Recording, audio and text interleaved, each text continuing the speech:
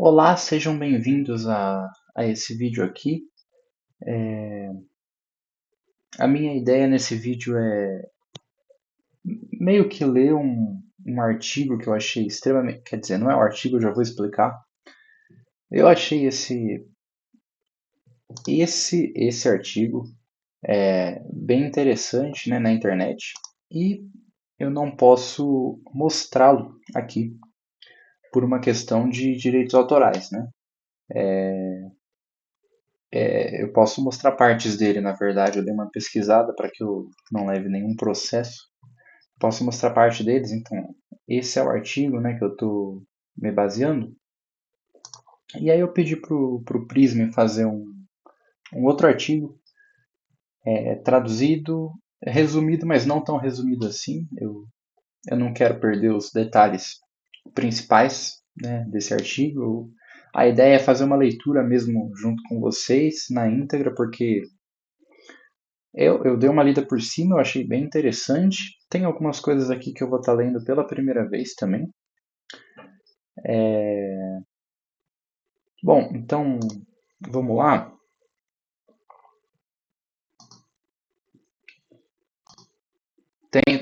Pode ter algumas coisas que não tem muito a ver o que está escrito, alguns títulos, né? Bom, Prisma é uma IA e ela teve, acho que um pouco de liberdade para colocar esses títulos, mas o artigo basicamente se trata sobre um teste duplo cego, né? O teste duplo cego é aquele teste que o participante não sabe. É, eu tô com medo de falar besteira. Eu vou mostrar para vocês.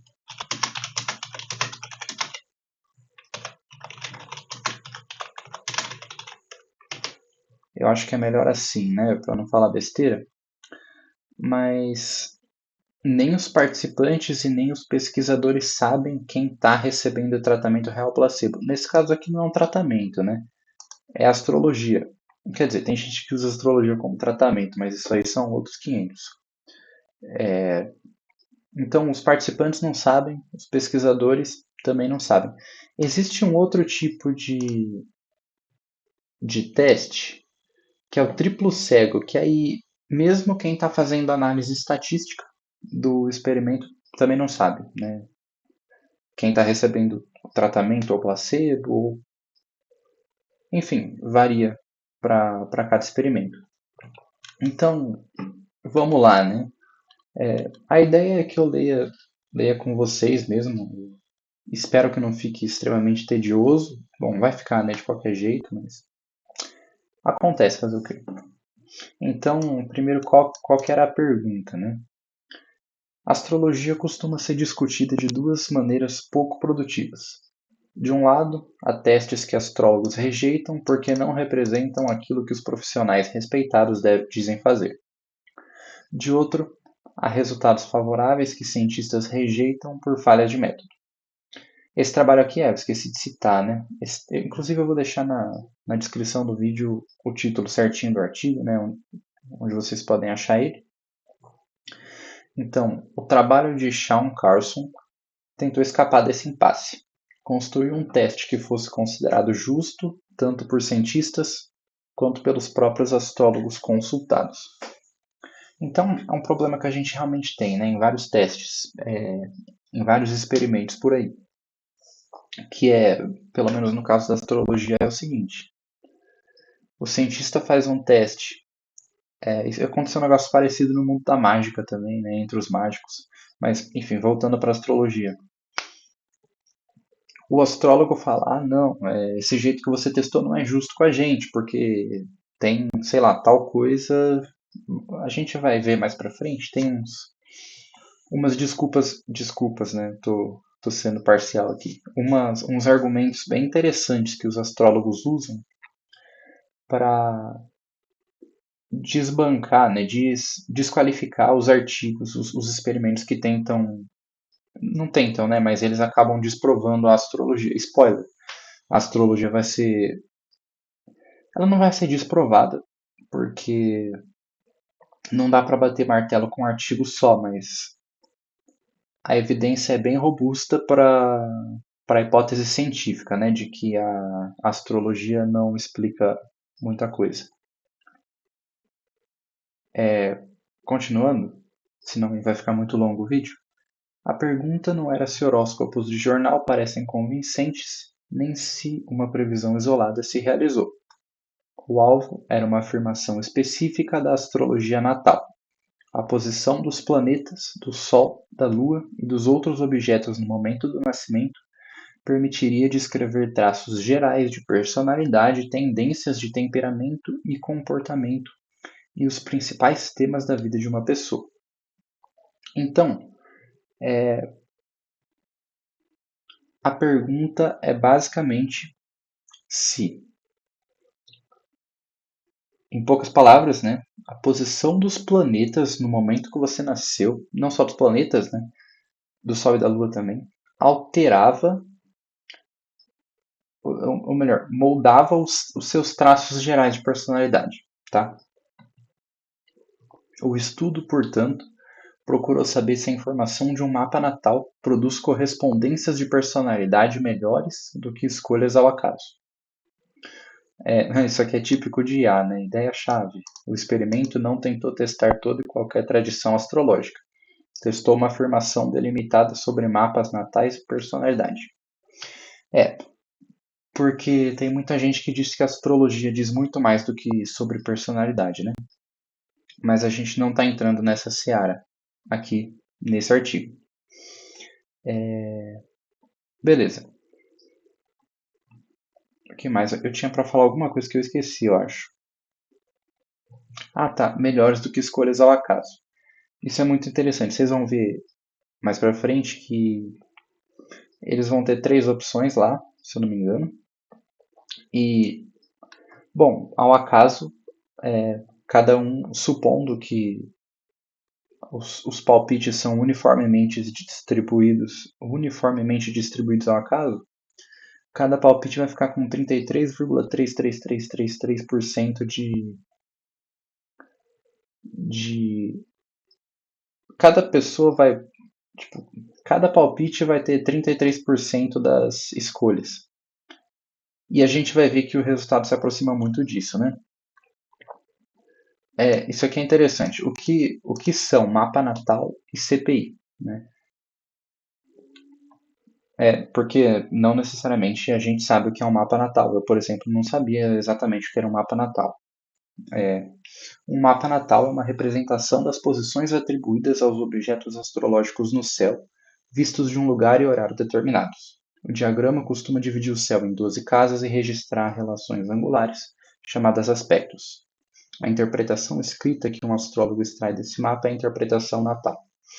Então, os carinhas montam lá um mapa natal e eles fazem uma interpretação sobre esse mapa. Por exemplo, aqui é Mercúrio, V é Vênus, Marte, Júpiter, Saturno, Urano, Sol e Lua.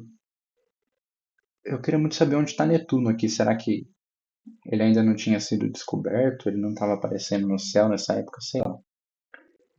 E aí, bom, ele faz alguma coisa que eu não sei o que é, e ele calcula e faz a sua interpretação natal. Tá, esquema didático de um mapa natal. Os pontos e aspectos são apenas ilustrativos e não reproduzem os dados da figura original. Beleza, isso aqui é meramente ilustrativo, então. O segundo instrumento era o California Personality Inventory, ou CPI, um questionário de 480 itens do tipo verdadeiro ou falso. Na versão usada, as respostas produziam pontuações em 18 escalas de personalidade, como dominância, sociabilidade, autocontrole, tolerância e responsabilidade. O resultado era mostrado em um perfil gráfico, comparando a pessoa a valores normativos. Isso é um outro aspecto que eu gostaria de destacar, né? Porque vale lembrar que nessa época a gente não tinha muitos artigos isso é uma área, é quase que uma área toda da psicologia, né? Que é maneiras de quantificar, se é que eu posso dizer assim, a personalidade, né? nessa época não tinha muitas das técnicas que tem hoje que seriam, entre muitas aspas, mais corretas, né? Essa técnica aqui do California Personality Inventory tem o problema que ele até vai explicar mais para frente no artigo, mas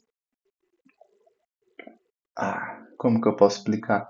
Na verdade, eu não sei explicar, né? Mas tem a ver com o sexo da pessoa. Então, cromossomo XX e XY. Vou até pesquisar, eu acho interessante. Chama California Personality Inventory. É importante ressaltar, né?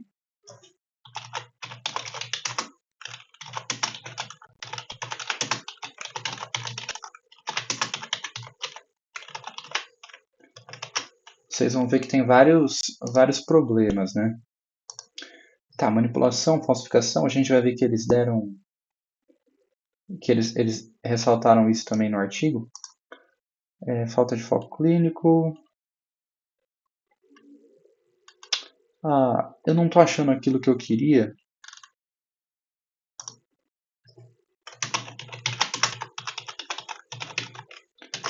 Que era um problema. Tá, é exatamente isso. É um teste carregado com viés cultural e histórico da escala de masculinidade, feminilidade. Então, bom, hoje em dia a gente sabe que é uma visão bipolar e reducionista, né? Que não é exatamente assim, a gente enxerga tudo como um espectro e não como algo binário, né? Não é assim que funciona. Mas é, era, era um bom teste que a gente tinha na época, sabe? É o que tinha. Beleza. Os astrólogos consultados preferiram o CPI a outros testes disponíveis porque consideraram suas dimensões relativamente próximas dos atributos que a astrologia conseguiria discernir. Essa escolha buscava dar à hipótese astrológica uma oportunidade favorável sem alterar os critérios depois de conhecidos os resultados. Então,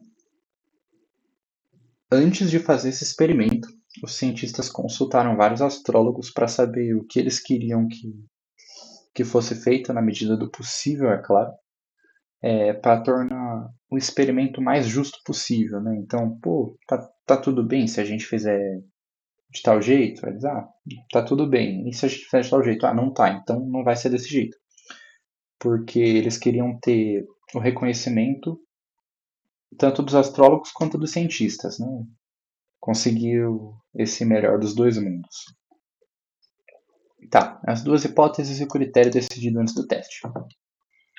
Em cada decisão havia três alternativas. Assim, se ninguém tivesse informação útil, a probabilidade esperada de acertar a primeira escolha seria que a probabilidade de acertar o acaso é escolher um entre as três possibilidades, que tem lá 33,33333%. Os astrólogos que assessoraram o projeto previram que o acerto seria de pelo menos 50% nas duas partes. Então, antes eles perguntaram para os astrólogos, né, qual que eles achavam que seria a, a chance. A chance não, né? Qual que eles achavam que seria a porcentagem de acerto dos astrólogos. E seria de pelo menos 50%. Então, mais do que a metade eles acertariam. Os pesquisadores estabeleceram previamente que só tratariam um desvio como decisivo se a diferença alcançasse 2,5 desvios padrão. Também decidiram os métodos de análise antes de abrir e examinar o conjunto completo de dados. Beleza. Então, o que é isso aqui, né? Os pesquisadores estabeleceram previamente que só tratariam um desvio como decisivo se a diferença alcançasse 2,5 desvios padrão. Isso aqui é bastante usado na física, por exemplo, quando você está testando hipóteses que mudariam drasticamente o que a gente entende sobre o mundo. Eu acho que foi bem empregado nesse caso. A gente pode descobrir uma lei nova da natureza e da astrologia. Então é justo usar esse. O que significa? Bom, desvio padrão, talvez você tenha aprendido no ensino médio, é a raiz quadrada das variâncias. Né? A variância,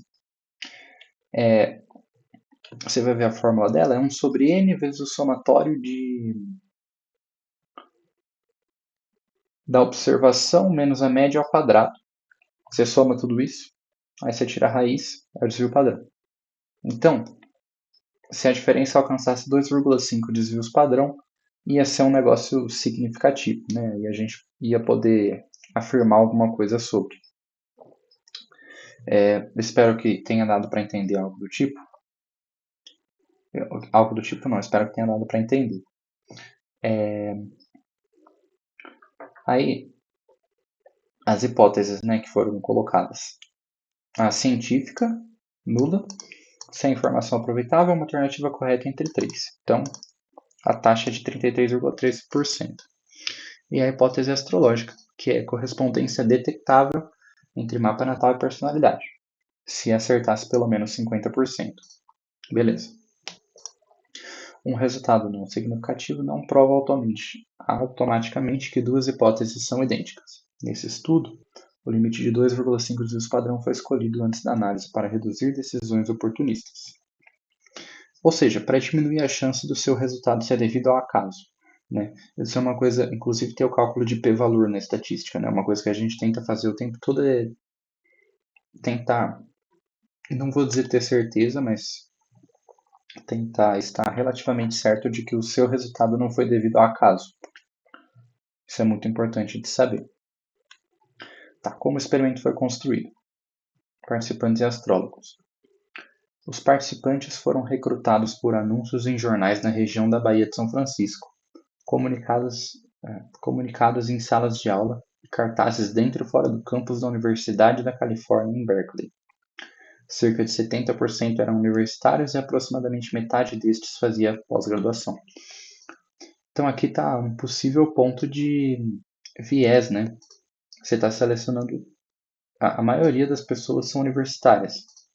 Eu não sei se isso pode trazer algum viés, mas eu ficaria atento a isso.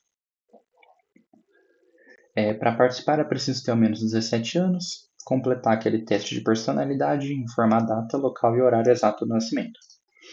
O horário devia estar documentado e ser preciso dentro de 15 minutos. Então, mais uma camada para depois não falarem, mas o estudo não foi preciso, a gente não acertou o mapa astral porque os participantes informaram o horário errado de nascimento. Então, não, já anula isso aqui. Lembranças da mãe ou informações apenas transmitidas por telefones não eram aceitas. Pessoas que já haviam encomendado um mapa natal foram excluídas, pois poderiam reconhecer convenções de interpretação. Também foram excluídas as que se declaravam fortemente descrentes para evitar uma rejeição deliberada ou inconsciente da descrição correta. Tá, as pessoas que se declaravam, né, fortemente descrentes. A gente não consegue anular que ninguém se declarou crente para chegar lá e fazer uma rejeição deliberada. Então, talvez, eu não sei, mas talvez seja mais um aspecto para ficar de olho. Gente, eu não, só para deixar claro, eu estou sendo advogado do diabo só. Eu não acredito que a astrologia funcione, tá? Assim como você também não deveria acreditar. Eu só estou sendo advogado do diabo. A seleção, portanto, não formou uma amostra representativa da população em geral. Interessante. O Conselho Astrológico ajudou a manter uma lista de cerca de 90 profissionais respeitados, familiarizados com psicologia e com CPI. Todos foram convidados e ao todo 28 aceitaram. Nossa, de 90, 28 aceitaram, pouca gente. 2 desses 28 não estavam na lista original. Souberam do experimento por outros meios e foram admitidos após a avaliação de suas qualificações. Nem todos concluíram as tarefas. Isso é um negócio interessante também de lidar no experimento científico, que é a taxa de desistência, né? A taxa de abandono. Muita gente sai do experimento no meio do experimento, né? Isso acaba tirando um pouco o poder de previsão, de bater o martelo sobre alguma informação, né? Beleza, o duplo cego. Cada participante recebeu um código aleatório de 5 dígitos. Durante a coleta, o pesquisador não tinha acesso à correspondência entre nomes e códigos. Os astrólogos também não sabiam de quem eram os materiais. A lista de identificação ficou sob supervisão independente do professor Richard A. Miller. Então, o participante fornece os dados natais e responde ao teste de personalidade. Aí o assistente atribui o código aleatório, então isso garante aqui que seja anônimo. Mapas, interpretações e perfis são preparados pelos astrólogos e não, aqui perfil do teste de personalidade eu deduzo, não pelos astrólogos. E os mapas pelos astrólogos, claro. Escolhas são registradas sem revelar identidades. Chave, nome e código permanece separado. Dados completos são analisados pelos critérios prévios. Beleza. Isso aqui é a lógica simplificada do procedimento duplo cego. Os mapas foram calculados em um computador astrológico Digicom PDR-70 conferidos parcialmente à mão. Interessante, né? Porque isso é uma outra coisa que vale a pena destacar. Antigamente, os astrólogos tinham bastante problema para calcular com precisão o mapa natal na mão, né? Aí com computadores você ganha uma precisão muito maior, né? Uma outra camada para não dar para os astrólogos falarem, para os astrólogos, desculpa, falarem, não vale esse experimento porque não foi preciso o cálculo. Não dá para dizer isso. O computador calcula com muito mais precisão que cálculo à mão. Nas versões entregues aos astrólogos, horário e local de nascimento foram removidos para impedir inferências regionais. Isso é interessante também. Porque se eu sei, por exemplo, que a pessoa nasceu em um determinado país ou em uma determinada região do país, eu posso inferir alguma coisa sobre a personalidade dessa pessoa, sabe? Aumenta a minha chance de acertar. Então, para não ter essa chance, eles resolveram remover o local de nascimento da pessoa. O sexo dos participantes também não foi informado, pois as normas masculinas e femininas do CPI poderiam revelar pistas. De novo, se a pessoa tem sexo masculino ou feminino, de novo, pode dizer alguma coisa sobre a personalidade da pessoa. Então, essa informação também foi ocultada dos astrólogos. Controle contra vieses. As interpretações astrológicas seguiam 5 tópicos: personalidade, temperamento, relacionamentos, educação, carreira, objetivo, situação atual. Os astrólogos não deveriam oferecer conselhos, fazer previsões, citar diretamente posições do mapa ou mencionar a idade. A extensão e os cabeçalhos eram padronizados. Isso aqui é interessante, né? Os astrólogos não deveriam oferecer conselhos, fazer previsões, citar diretamente posições do mapa ou mencionar a idade, porque isso poderia mostrar para a pessoa que é sobre ela, né? Que o astrólogo está falando. Isso não seria justo. Isso seria um viés. Então eles ocultaram isso também. Ocultaram não deixaram os astrólogos fazer essas coisas. A extensão dos cabeçalhos eram padronizados. Eu imagino que é para não ter nenhum código secreto entre astrólogos e participantes, digo pessoas que estão sendo analisadas, porque pode ser uma forma de comunicação, né? Então tirou também esse viés. Tá, parte 1. As pessoas reconhecem a própria interpretação? Então, cada participante do grupo do teste recebeu 3 interpretações, a sua e 2 escolhidas ao acaso. Deveria indicar primeira e segunda opções, sem empate, e avaliar cada texto de 1 a 10. O grupo de controle do mesmo signo solar recebeu o mesmo trio, mas nenhum dos textos era derivado do seu próprio mapa. Em paralelo, cada pessoa recebeu 3 perfis do CPI e tentou reconhecer o seu. Isso era uma verificação indispensável. Se alguém não reconhecesse nem mesmo o perfil produzido por um teste de personalidade estabelecido, a falha em receber a interpretação astrológica não seria evidência suficiente contra a astrologia. Isso é interessante, né? Se o participante não conseguisse entender que era sobre ele o teste de personalidade, que é um negócio validado na psicologia, então, poxa, você basicamente está medindo com uma régua quebrada. Você tem que descartar sua medição. Basicamente isso. Aqui uma tabela com os principais vieses considerados e como foram controlados. Signo solar. A pessoa poderia reconhecer descrições populares do próprio signo sem que o mapa completo funcionasse. Controle. Cada pessoa do grupo de teste foi pareada com um controle do mesmo signo solar e com diferença de idade de pelo menos 3 anos. Ambos receberam o mesmo trio de interpretações. O controle não recebeu sua própria. Uma interpretação elogiosa poderia ser escolhida por agradar mais, mas não ser correta. Aí o teste e controle compararam o mesmo conjunto de textos. Pistas de texto, menções ao signo, idade ou elementos do mapa revelariam a resposta. Formato padronizado sem referência direta ao mapa, sem idade, conselho ou previsão, né? Como eles resolveram isso aqui. O local de nascimento poderia sugerir, esse eu citei, foi citado lá em cima. As normas do CPI poderiam permitir eliminar perfis de outro sexo. Também foi citado lá em cima. Também foi citado horário impreciso. Também foi citado lá em cima. Esse eu acho que não foi citado. Influência do pesquisador. Conhecer identidades ou resultados parciais poderia afetar decisões. Códigos aleatórios, chave de identificação separada e análise definida antes da abertura final dos dados. Então eles pensaram em bastante coisa. Acho que no artigo, inclusive, tem mais coisa que aqui. Tá citando mais coisa, inclusive, que aqui.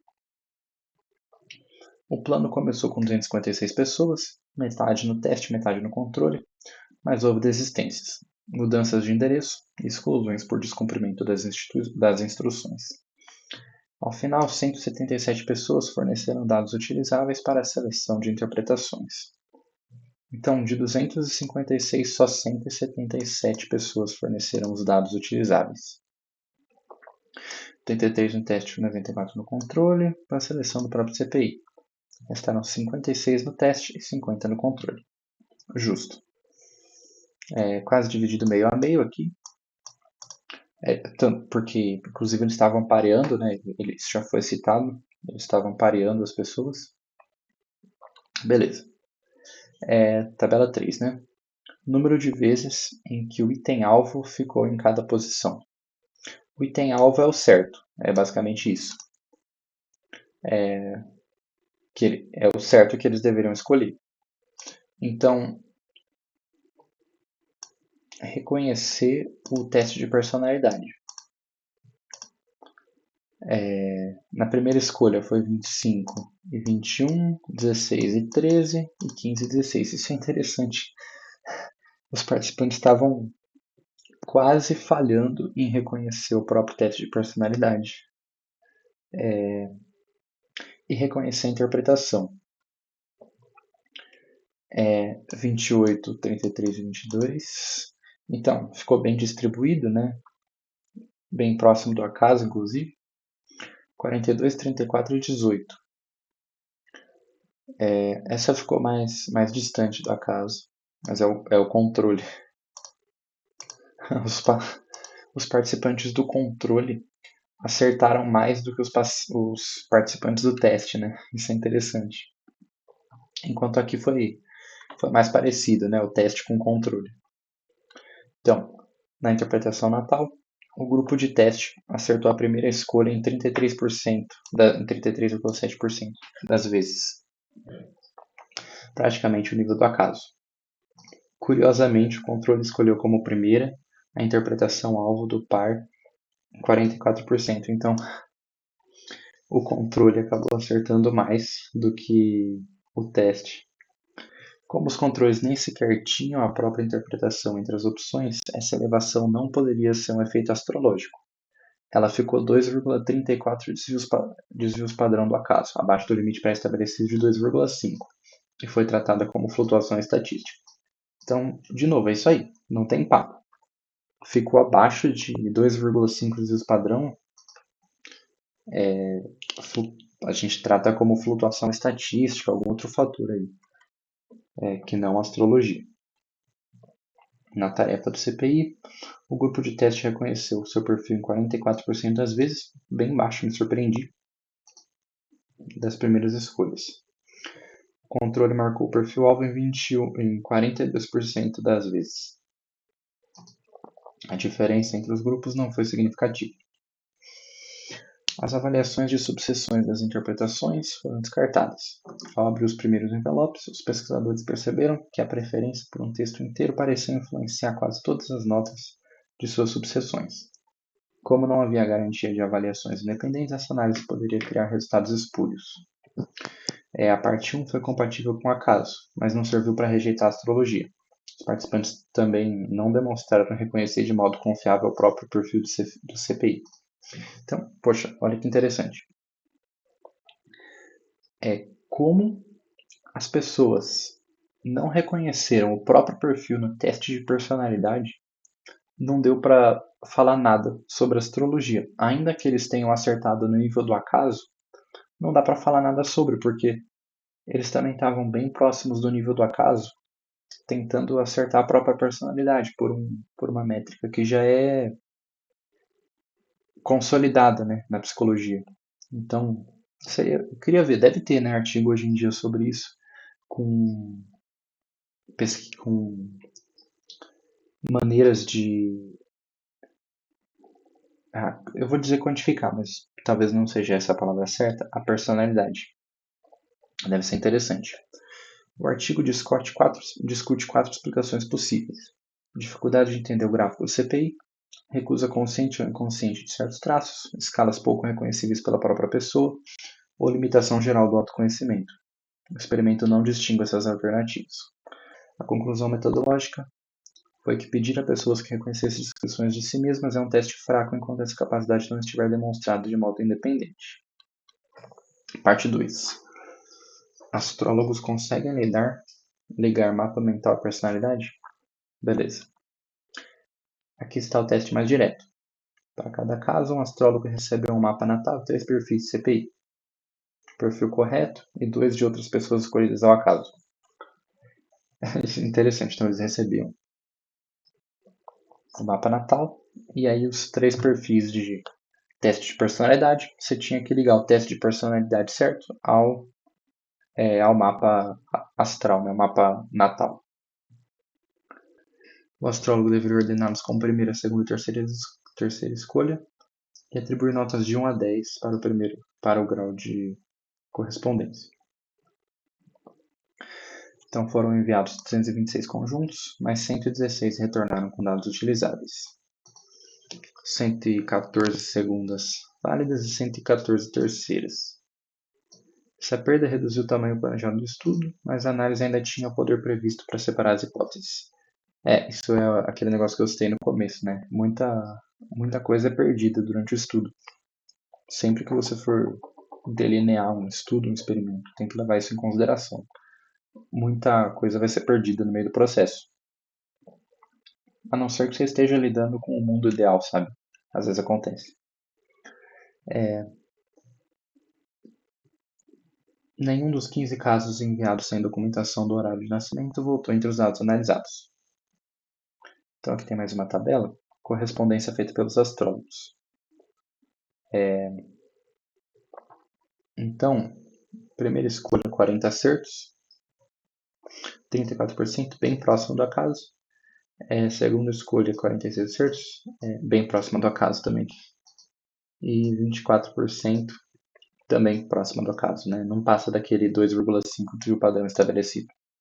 O resultado principal foi 40 acertos em 116 primeiras escolhas, 34%. Isso concorda com os 33% esperado pelo acaso. Em contraste, a previsão mínima de 50% corresponderia a aproximadamente 58 acertos. Os astrólogos, lembra, eles falaram que eles iam acertar mais de 50% das vezes. Na verdade, foi 34%, né? Ou seja, a hipótese da astrologia não consegue ser aceita aqui. A distância entre o observado e a previsão astrológica foi calculada no artigo como 3,3 desvio padrão, ultrapassando o critério de 2,5 estabelecido previamente. Raro feio, basicamente. Então, tem um gráfico aqui, observado acaso, e a previsão mínima. Se isso aqui fosse maior que essa barrinha aqui, isso, maior que isso, aí, poxa, a hipótese astrológica estaria aceita. Resultado principal da parte 2, redesenhado a partir dos valores do artigo. Os pesquisadores também perguntaram se a confiança dos astrólogos previa acerto. Nossa, já estou com sono. Os pesquisadores também perguntaram se a confiança dos astrólogos previa acerto. As notas das primeiras escolhas se concentravam perto de 8 em 10, mas as escolhas corretas não recebiam notas maiores de modo sistemático. Ao representar percentual de acertos contra a nota, o ajuste linear teve inclinação menos 0,01 mais ou menos 0,02, compatível com zero. Dá para arredondar para zero. Análises análogas das escolhas seguintes também produziram inclinações compatíveis com zero. Beleza. Em linguagem simples, senti que um perfil combinava muito bem com o mapa não tornou o astrólogo mais propenso a estar certo. Parece um pouco aquele efeito Dunning-Kruger, né? Quanto menos você está certo, mais você acha que está certo. Alguma coisa nesse sentido. Então, isso é visível aqui. É o que o artigo conclui, o que não conclui. Isso é bastante importante, né? O que não conclui. O argumento do autor é forte para a afirmação efetivamente testada. Astrólogos respeitados participaram do desenho, suas sugestões razoáveis foram incorporadas, os profissionais foram selecionados por reputação e familiaridade com o teste de personalidade. Dados de nascimento foram documentados, pistas não astrológicas foram ocultadas e o critério estatístico foi decidido antes dos resultados. Mesmo nessas condições, os astrólogos não associaram mapas natais aos perfis corretos acima do acaso. O resultado principal ficou significativamente abaixo do mínimo de 50% previsto pelos assessores astrológicos. Carlson concluiu que o teste refuta a hipótese de uma relação detectável nos termos do experimento entre as posições astrológicas ao nascimento e os traços medidos pelo CPI. Tá. Mas é importante não exagerar. Típico de A também essa frase. A parte 1 isoladamente é inconclusiva, é aquele negócio que a gente falou. Os participantes não conseguiram reconhecer nem a própria personalidade. Então não dá para validar, não é válido, sabe? Quer dizer, não é que não é válido. É menos forte, é uma evidência menos forte. O estudo testa astrologia natal voltado à personalidade. Não toda crença ou prática é chamada de astrologia, já falamos lá em cima também. O resultado depende da operacionalização escolhida, mapas, interpretações e dimensões do CPI. A amostra não representa a população inteira, isso eu falei lá em cima também, era majoritariamente universitária, O número de respostas foi menor do que o planejado, sobretudo porque os astrólogos participantes desistiram, perde um pouco do poder, mas eles garantiram lá em cima que não perdia muito. Um único experimento nunca encerra sozinho, isso é importante, uma questão científica. Sua importância vem do desenho, do resultado e da possibilidade de crítica e replicação. Então, isso é importante. Nunca dá com um único artigo para provar ou desprovar alguma coisa, né? Você pode ter uma evidência forte, uma evidência fraca, mas é sempre, entre aspas, só uma evidência, né? Isso é interessante de se ter em mente. Tá. Limitações e pontos para uma leitura crítica. Perda do participante, CPI como tradução da personalidade. É uma crítica possível, seria dizer que a informação astrológica nós temos perfeitamente nessas escalas. Beleza.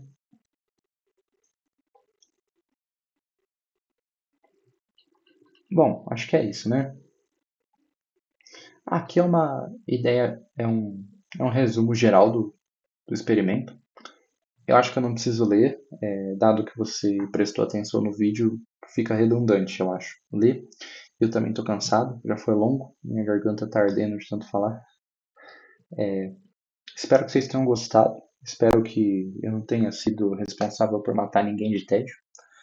Obrigado por assistir e até o próximo vídeo.